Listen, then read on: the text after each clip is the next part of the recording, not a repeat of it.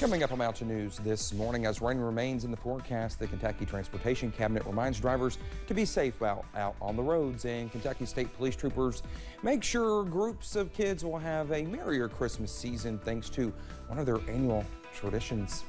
Dedicated to Eastern and Southern Kentucky, this is WYMT Mountain News this morning.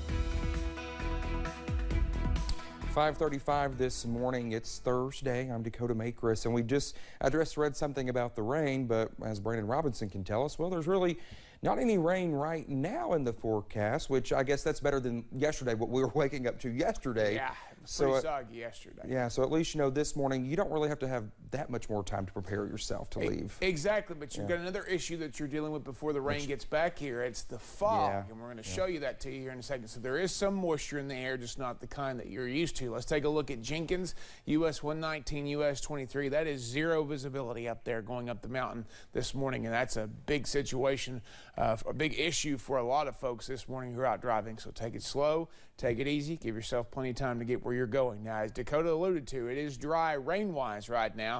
Temperatures in the 40s and 50s out there, from 48 in Moorhead to 57 in Harlan. But the rain is not that far off. We're going to be seeing that moving in from the west a little bit later this morning, maybe as early as 10 or 11 o'clock, reaching the western counties. So be aware of that.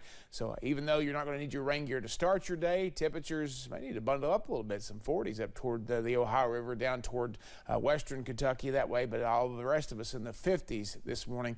So you'll need your rain gear later today, because we're only going to get to about 55, and those rain chances pick up, and they'll be heavy at times later this afternoon. Dakota? All right, Brandon, thank you. Well, two people are pleading guilty to sex charges involving a young child. 28-year-old Jessica Odell and her boyfriend, 23-year-old Donald Collins, were charged back in February of last year. Investigators say the two had sex with a child. Collins pleaded guilty to rape and sodomy charges. Odell admitted to two counts of sodomy. Both face a recommended 30-year sentence. A sentencing date has not yet been set. Well, the victim of a racist attack at the University of Kentucky last month that went viral on TikTok is speaking to CBS News. First-year student Kyla Spring and her mother appeared on CBS Mornings, where they discussed the incident. CBS's Christian Benavides reports.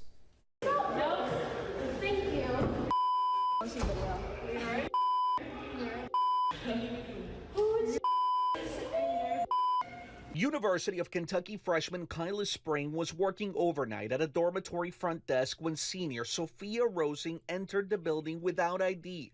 She appeared to be drunk. Spring says she asked if Rosing was okay.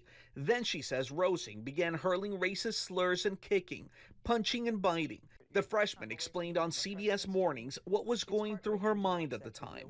I really just wanted to make sure I acted appropriately so that I could keep my job. Rosing faces multiple charges, including assault and public intoxication. She's pleaded not guilty. It was a little bit of an eye-opening moment for me to wake up and really realize what's happening in our country to young children of color, to people of color. The university suspended Rosing, then permanently banned her from campus. The school president says in part, this behavior was disgusting and devastating to our community. Spring's mother says she has an answer for anyone wondering why her daughter did not fight back. Love is an appropriate way to fight back. Respect, honor, and grace is also fighting back.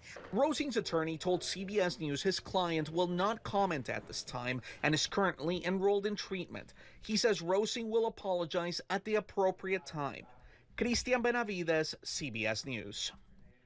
Well, Kyla says she thinks this situation presents an opportunity for not only Rosing to grow and educate herself, but for other people who might have acted similarly or think similarly to her to do so as well.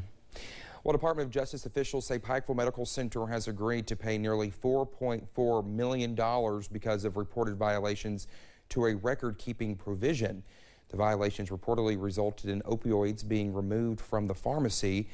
Well, settlement documents state the pharmacy did not keep accurate records of its inventory and distribution of controlled substances. As a result, officials say a PMC pharmacy technician was able to divert more than 60,000 doses of oxycodone, hydrocodone, and methadone from PMC's narcotics vault and med stations. Well, the incidents reportedly happened from January 2016 to September 2018. The DOJ reports the drugs were distributed in the community by the pharmacy technician's husband. Both the pharmacy technician and her husband, reportedly involved in the case, pleaded guilty to conspiracy to distribute Schedule II controlled substances charges.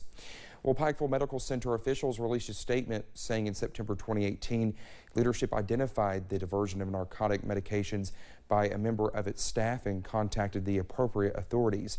We were able to speak with PMC's president and CEO on the phone about the settlement. This is what he had to say. The employee that was involved in this, again, that had big involved in doing this for the 2-year period, was immediately terminated. When we look again at patient safety and the care of our patients being our top priority, I can also confirm that no patients were ever deprived of any medication or were ever harmed by any of the results of the staff member's action, by this particular staff member's action. Well, the settlement is the third largest civil penalty ever obtained from a hospital system under the Controlled Substances Act. Well, a crash in Knott County left one man dead Wednesday morning. Knott County Coroner Corey Watson tells us the crash happened on Yellow Creek Road.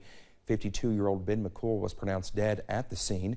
His body was taken to the state medical examiner's office in Frankfort for an autopsy. The cause of the crash has not been confirmed at this time. We'll keep you updated as we learn more. Well, with the possibility of more rain, the Kentucky Transportation Cabinet is reminding drivers to be safe out on the roads. Officials say people should drive with their headlights on so you can see better and so others can see you, and to watch out for ponding water and to never drive through a flooded road. We just urge drivers to slow down, use caution, and watch out for the possibility of slides. The more rain we get, the better opportunity there might be for slides, or if we get some wind to come along to blow a tree over into the roadway. KYTC reminds drivers to take it slow when it is raining and to, of course, be patient. This week, hundreds of kids across Kentucky won't have to wonder if they will have gifts under the Christmas tree thanks to the Shop with the Trooper program. Kentucky State Police posts across the Commonwealth are taking underprivileged kids Christmas shopping as part of their Shop with the Trooper program. And yesterday, troopers were at the Middlesboro Walmart shopping with 18 kids from Bell County schools. The stories that we hear from these kids sometimes is very heartbreaking, and the challenges that they go through on a daily basis is very tough. So today is a day that they forget all of what's happening in their home life, what's going on at school, whatever it may be that they're having trouble with, they forget about it. Kentucky State Police Post 10 served Bell County students yesterday, but will also serve Harlan and Knox County as well. At the end of the shopping spree, each child will also receive a bicycle and will be taken out to eat by the troopers. And hundreds of children from southeastern Kentucky, northeast Tennessee, and southwest Virginia were impacted by one charitable organization this holiday season. Each year, the nonprofit Rojo uses funds from its annual fishing tournament to help underprivileged kids receive Christmas gifts. For several days, volunteers helped more than 300 kids shop at the Middlesboro Walmart for clothes, shoes, and toys. I think we stick together. We help each other. And whether it's southeast Kentucky, northeast Tennessee, into Virginia, you know, we realize that there's a need, and we're able to help fill that need. And it just is special seeing it all come together. The organization began doing this in 1965, and it has grown to provide up to $85,000 for children to shop with. Well, the First Family of Kentucky was out ringing the bell for the Salvation Army on Wednesday. Governor Andy Beshear, First Lady Brittany Beshear, and their dog Winnie were at the Kroger in Frankfort yesterday morning. Well, they supported the Salvation Army's Red Kettle campaign. Governor Beshear says it is important to give all the time, but especially this year with climbing inflation. This Christmas, with food prices up, with inflation that while temporary is still tough, this is the year where that extra dollar that you give may help a family have Christmas closer to what they're used to.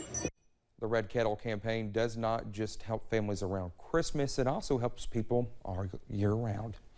Well, just ahead this morning, if you're a fan of the Disney film Encanto, you're sure to be enchanted by this holiday light display down in South America. And the dreary forecast continues today, but we could see some light at the end of the tunnel by this weekend. I'll have the latest in about 3 minutes.